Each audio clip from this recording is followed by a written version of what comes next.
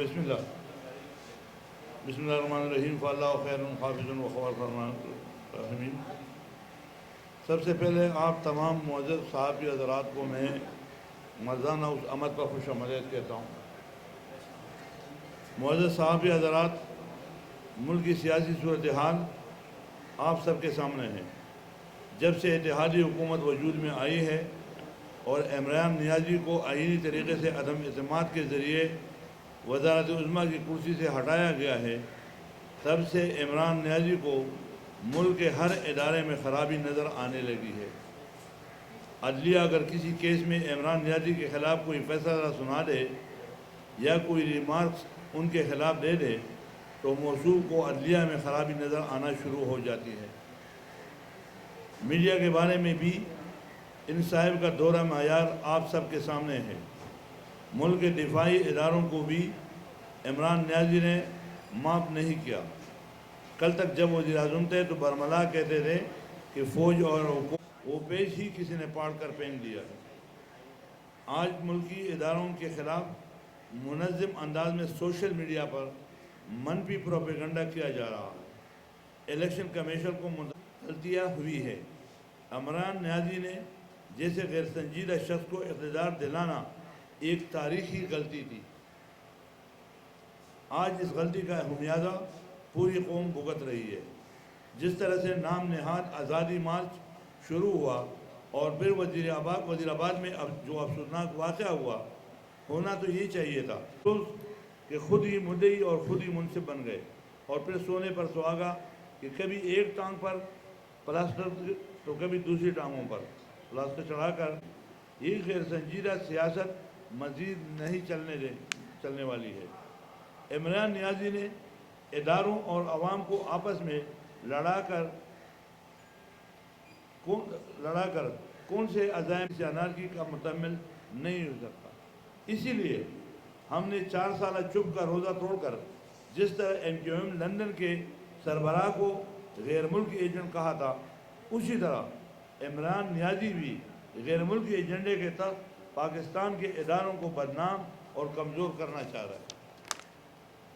معزز صحافی دوستو، جہاں ایک طرف عمران نیازی کی 3.5 سالہ وفاقی حکومت نے ملک کو معاشی طور پر دیوالیہ کرنے کی قریب کر دیا، تو دوسری طرف پیپل پارٹی کی سندھ حکومت صوبے کے وسائل کو دونوں ہاتھوں سے لوٹنے میں مصروف عمل ہے۔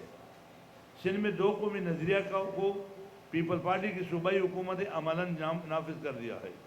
ایک طرف پیپل پارٹی کے اپنے لوگ ہیں جن کو ترقیاتی فنڈ کے نام پر اربوں روپے جاری کیے جا رہے ہیں، جبکہ دوسری جانب سندھ میں دوسری جماعتوں کے لوگوں کو دوسرے درجے کا شہری بنایا جا رہا ہے۔ اور سونے پر سہاگا کہ جو اربوں روپے اپنے لوگوں کو ترقیاتی فنڈ کے نام پر دیے جا رہے ہیں، اس فنڈ سے صوبے کی ترقی تو نہیں ہو رہی ہے کہ کیا یہ خزانہ پیپل پارٹی کی ذاتی جاگیر ہے جو اسے اپنے لوگوں میں بانٹا جا رہا ہے۔ افسوس کہ کراچی جیسا شہر صوبائی وزراء کبھی یلو بس چلانے کا اعلان کرتے ہیں تو کبھی گرین بس چلانے کا شوشہ چھوڑتے ہیں، اور اب کہا جا رہا ہے کہ کراچی میں بجلی سے چلنے والی بسیں بھی چلیں گی۔ حیدرآباد کی کچی آبادیاں پچھلے 10 سالوں سے مسائلستان بنی ہے۔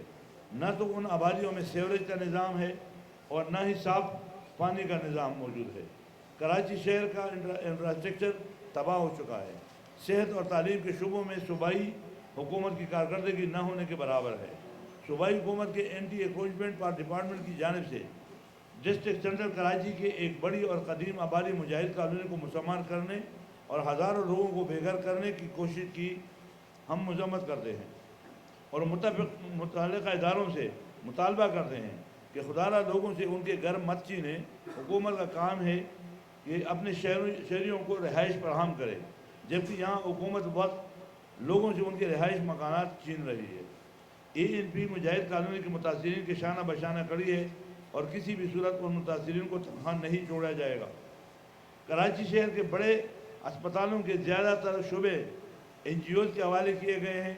KMC کے سب سے بڑے اسپتال عباسی شہید اسپتال کی ایمرجنسی میں جان بچانے والی ادویات تو کجا سرنج تک موجود نہیں۔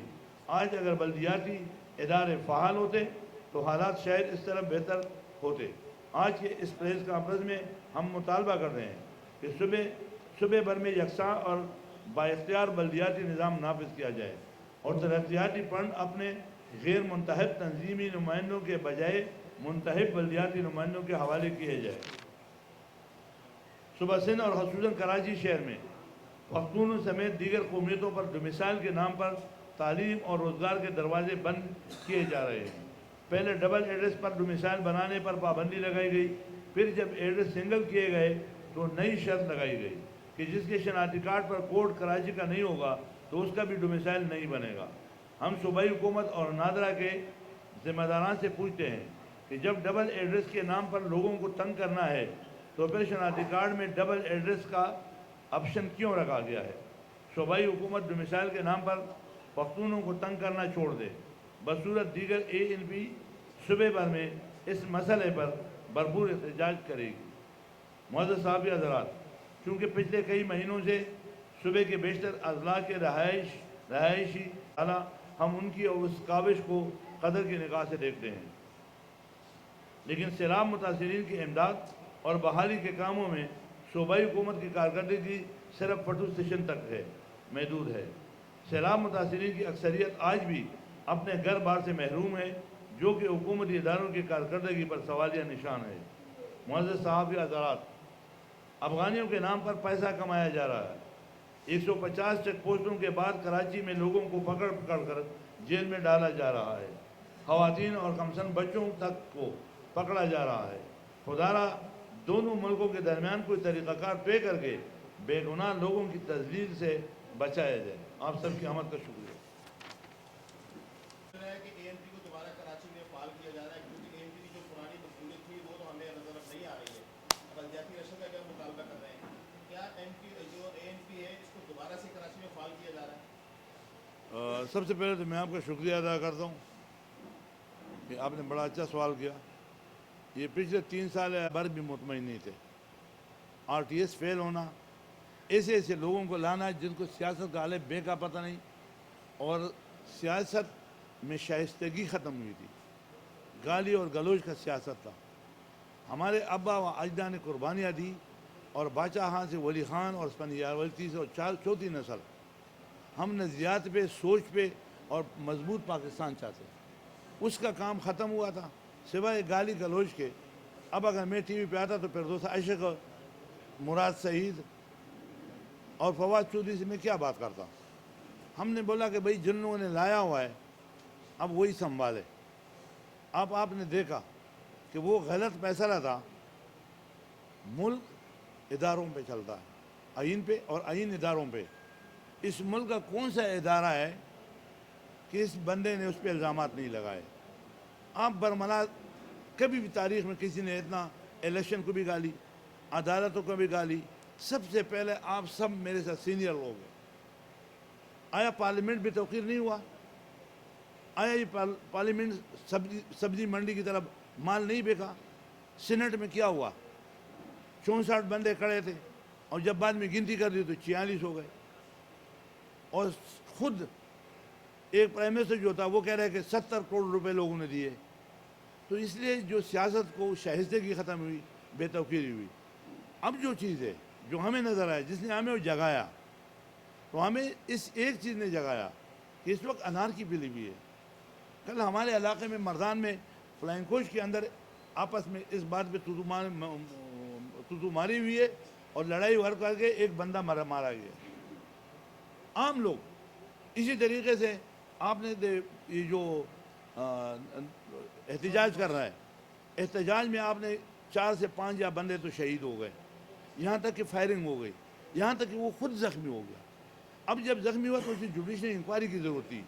انکوائری کے بجائے اس نے ایک ڈائریکٹ اداروں کا نام لینا شروع کیا کہ مجھے پلان نے کیا۔ ثبوت کیا ہے؟ مرڈر ہوتا ہے جب، یہ تو خدا کا فضل ہے اور اس ملک پہ، کہ وہ بندہ مجرم اسی وقت ان کے بندوں نے پکڑا، آپ نے میں نے نہیں پکڑا کہ یہ بندہ ہے۔ اگر یہ بندہ نہ ہوتا تو پھر کیا ہوتا؟ تو یہ جو ٹرین ان لوگوں نے چلا دیا۔ آپ نے دیکھا ہماری پارٹی کے لوگ جو قائدین ہیں، مرکزی قائدین، ولی خان بابا نے کتنے حیدرآباد جیل، تو آپ تاریخ پڑھ لیں، باچا خان بابا نے 33 سال جیلوں میں کاٹے۔ کبھی ایسے کوئی الزام نہیں ہے. یہ لوگ تو وہ جو انار کی پلانے کے لیے جو لفظ ہوتا ہے شہباز گل کا، پارلیمنٹ بالا ہے، پارلیمنٹ بے توقیر ہوا، الیکشن کمیشن آزاد الیکشن کمیشن چاہتے ہیں. آزاد کا مطلب اس کی انکم بھی خود اپنا ہو، خود پیسہ ہو تاکہ محتاج نہ ہو. ہم آزاد عدلیہ چاہتے ہیں.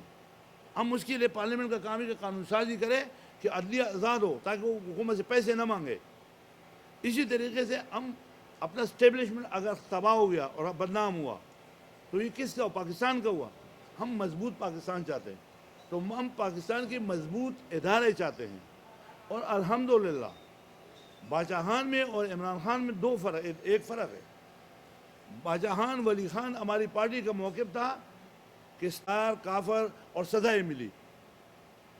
اب جب وہ آگے سیدھے راستے پہ خدا نے لے آیا اور وہ آگے آئی اس پیار خود کہہ رہا ہے کہ ہم سے غلطیاں ہوئی ہے. فوجی بچے کیپٹن کے لاشیں آئی کہ نہیں آئی، اس ماننے کہ ہم اپنے خون سے اس غلطی کو دور کر رہا ہے. اس کے باوجود آپ اس کو رگڑا دے کر نہیں، آپ نیوٹرل نہ ہو. آپ ہمیں جیسا 2018 میں لایا، RTS فیل کیا، آپ ہمیں پھر بٹھاؤ، ہمیں مضبوط کرو. سب